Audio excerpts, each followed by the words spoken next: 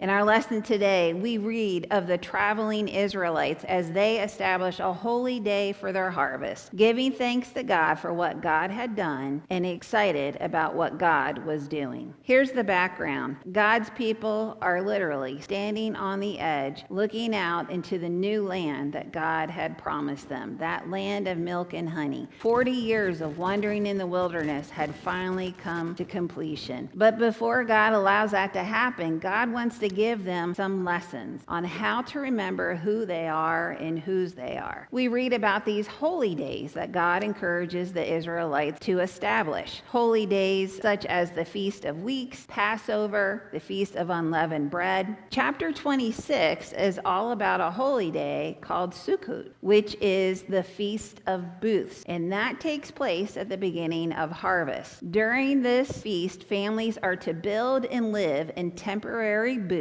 called sukkahs to remember God's protection and providence for them when they were journeying through the wilderness for 40 years. So they are to build these temporary booths. They're to gather a basket full of first fruits of the harvest and then present it to God in worship.